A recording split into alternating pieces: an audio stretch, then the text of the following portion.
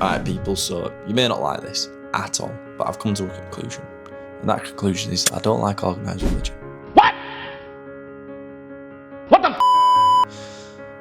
I just don't think it's good. I don't think it works. I don't believe it's helpful for anyone.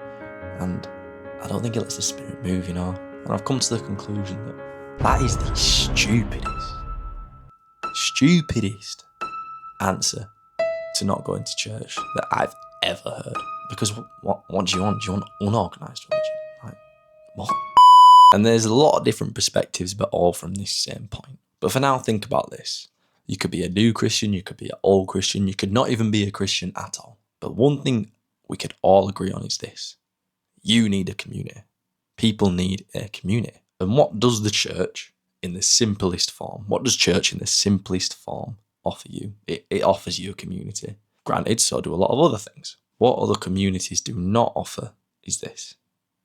The truth and real growth, really. But to be fair, I can see someone's perspective. You don't like organised religion, which is good. That's good. I don't like organised religion. I wouldn't like poor leadership under the rules of religion either. Because 1, that's not even biblical. 2, it isn't helpful for anyone.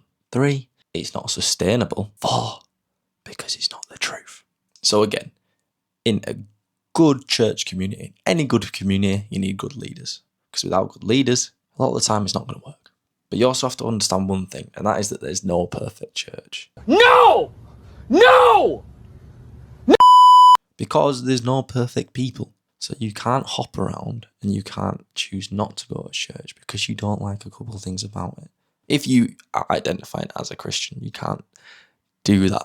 And I don't understand where you can get to in your point of Christian walk where you think it's okay to not go to church and be in a community, a good community. However, don't go to any random church. Please don't go to any random church because there's a lot of crap churches, a lot of rubbish leaders.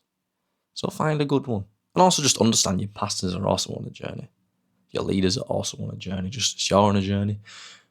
Probably 2 very different journeys, but they are on a journey, guys. But I can see this perspective, and it's sad. If you've been hurt by a church community or a religious community, I can understand why that will put you off. But if you went to the Lidl 10 minutes away from your house, 15 minutes away from your house, if you went there, right, and the customer service was rubbish, the food was all over the place, they'd not organised it, and it was just crap, right? It was a rubbish experience. Would you just never go to a Lidl? Or would you go find a different one where the store manager's better, where the staff are better, where the food is better? Would you actually not? Because I don't think you would. I think you'd just go find a different Lidl, which is better. And the same could be said for church. If you've been to a poor community of church, don't use that brush and that hurt, which is sad. And like, you shouldn't be hurt. Like, you shouldn't have to go through that. Like, it is really, like, it's bad. You shouldn't have to go through that. But don't paint and use a broad brush with every single church community that you've experienced with one. But number 3, why I don't get it is you need structure. In any circumstance, you need structure. In your life, you need structure. You can't wake up at 8 a.m. tomorrow, at 6 a.m. the next day, at 11 o'clock the next day, at 2 in the afternoon the next day, and then just expect things to get done. Like, you just can't. You do need some sort of structure in every single circumstance. In a workplace, you need structure. In a church, you need structure to get practical things done. But in a church service circumstance, I think don't sacrifice the Spirit and what the Holy Spirit wants to do for your structure. I think that's correct. I think you shouldn't do that. But you do need an initial structure to work from. Not that I'm a church guru or anything. You need leaders you can trust. So choosing a church community, you need leaders you can trust. Just as we said, you need good leaders. You need to be able to trust them. That doesn't always mean knowing them. Doesn't always mean going to their house for tea every week. You know, it might be like that. I don't know what your church is like. I don't know. Might be like that for you. That's cool. But you need to be able to trust them. And how can you trust them? Look at the fruits of their life. Do they practice what they say on the platform? Is the fruit of their life a good fruit? Do you know what I mean? Like, assess the fruit of their life. And if the fruit of their life is good fruit, then you have reason to trust them. You have reason to trust what they're saying. Okay? And if it's not, then bring it up to someone. Or if it's really that bad, go find a church where you can. And I think more importantly, you need to trust God with the situation. Because if you're in a church community and you feel like God's put you there, if you feel like it's the place you're supposed to be, and even if you don't, you have to trust the leadership and the people running the organisation, running the organised part, have also submitted to God. Because if you're praying to God about something to do with the church and your pastor is also praying to God about something, it's like a triangle.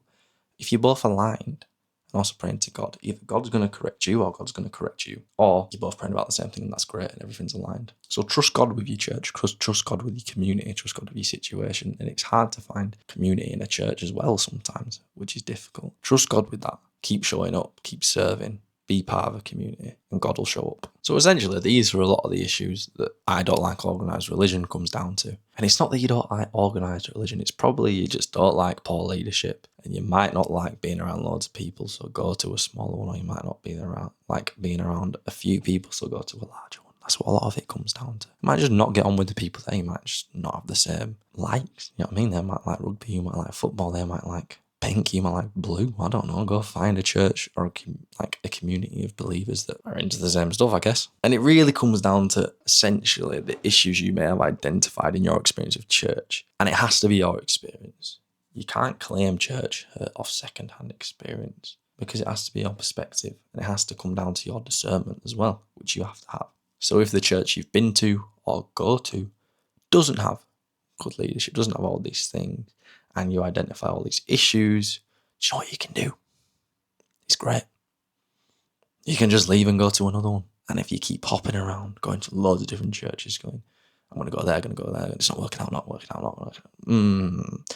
Maybe, just maybe, you're the problem, not the church. So at the end of the day, are you wanting an excuse to not go to church? Do you want an excuse to run from God? Or have you been hurt and need better leadership? Because the church should be a community of completely different people who all have one mission: to love each other, to grow in God, to shepherd each other, and be a resemblance of Christ on this side of eternity, and bless the community around them. That's what it should be. So, if you've enjoyed the video, drop a like, drop a comment, do all those things they do on YouTube. I don't really know. But I'll catch you on the next one, and peace.